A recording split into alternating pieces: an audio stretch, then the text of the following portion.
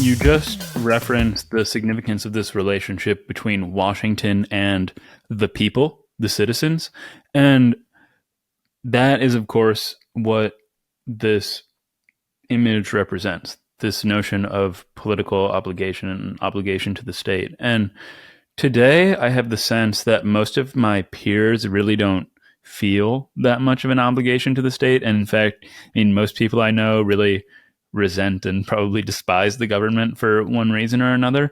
But was this different in the early 1900s leading up to World War One? It was different. It wasn't completely different, right? And all the way throughout American history, we have actually talked as much about our obligations as citizens as we have about our rights.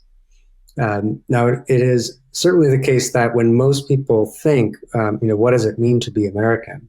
They talk more about those rights, whether it is individual liberties or other kind of political rights, civil rights, etc. Right, but those obligations are important, and it's obligations, as simple as jury service, paying taxes, obeying the law, being loyal to the state.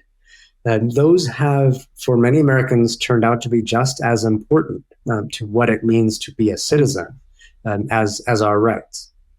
And obviously, the biggest one of those, at least during wartime, is the obligation of military service. Right. So when this Uncle Sam poster emerges in the spring of 1917, the U.S. still has not adopted a draft, but very soon thereafter it does. And that fact sort of crystallizes a nationwide conversation about the obligations of citizenship, in part because the federal government is about to impose the biggest one on one sector of the population.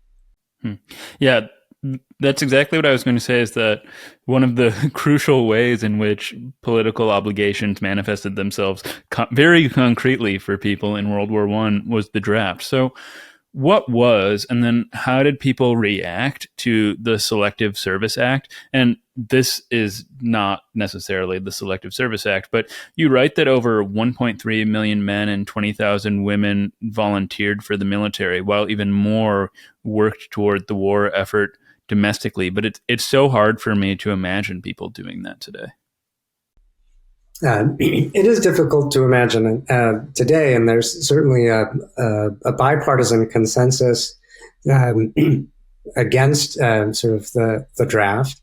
And frankly, also most people in the U.S. Armed Forces are not really interested in sort of a whole bunch of unskilled 18-year-olds who don't want to be there, right? Especially in our high-tech military forces, it just makes more sense to find people, train them, and retain them for longer periods of time.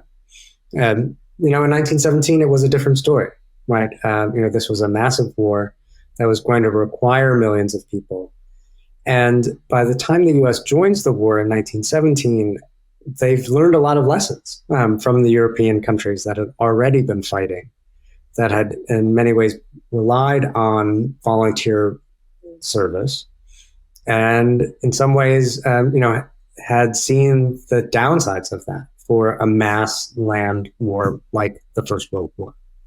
So the one thing I always try to remind people is that the draft is not just designed to get people into the army, it's also designed to keep some of them out, right? And that's partly why it's called selective service, right? Is the idea that the government will do some selecting. In this case, in particular, to ensure that factory workers, farm laborers, and others don't all go off to the front lines, right? And so, this is part of a military policy, but it's also in many ways an industrial and agricultural policy as well.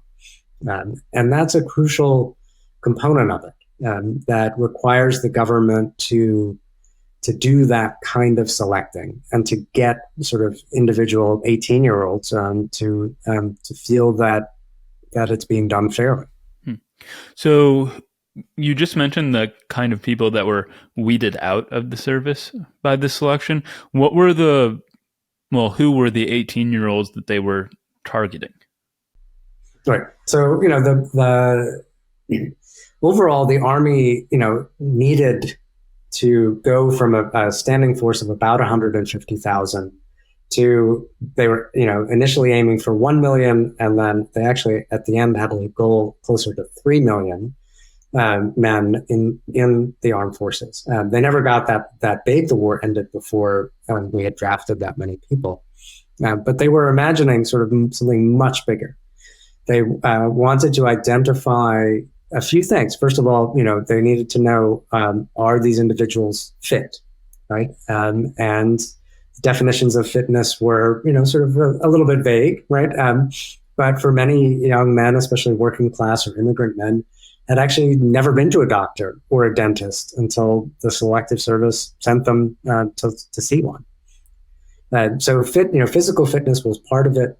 They were looking also, like I said, to see if this person had a job that was more valuable to the war effort if they stayed home and did it. They were also trying to figure out how many family members were dependent on this person, right? So particularly when the draft age expands to include every man from 18 to 45. That's going to include people with families, with kids. And the government didn't want to kind of inadvertently put a social welfare burden on itself as it was sort of mobilizing for war. Right. So there are a lot of kind of questions about people's physical fitness, but also their jobs, their dependencies, and so forth. This is not very relevant to the purposes of our conversation, but now I'm curious, just I guess for personal reasons, why or how, if you know the answer, the fitness of military recruits in 1916, 17, 18 compares to the fitness of military recruits today.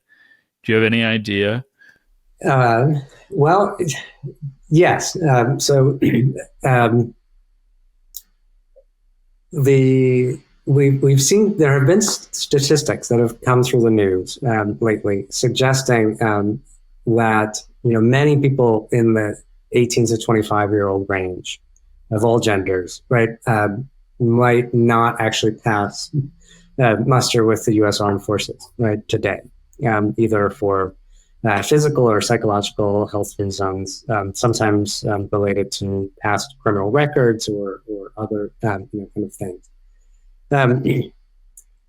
In the First World War, there were probably lots of other people who wouldn't have initially passed the physical fitness tests. People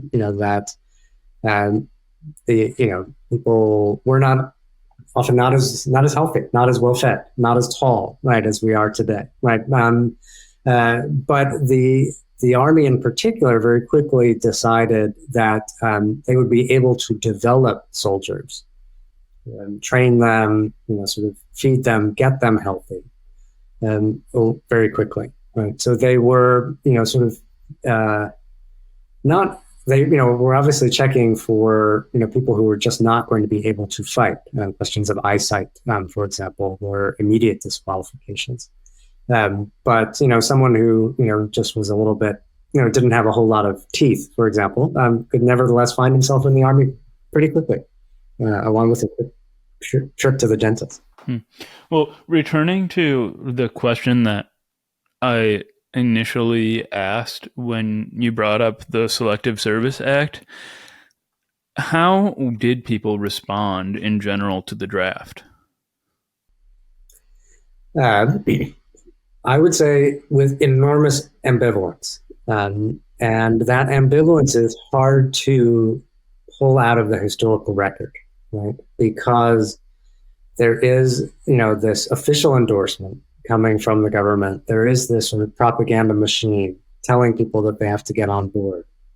But when you kind of scratch the surface a little bit and try to figure out, well, what's happening in an ordinary community, you start to see that this concern, right? First, concern that this was a big departure from American traditions. Right? We had a draft before, sort of, during the Civil War, but it was unpopular, both in the North and the South.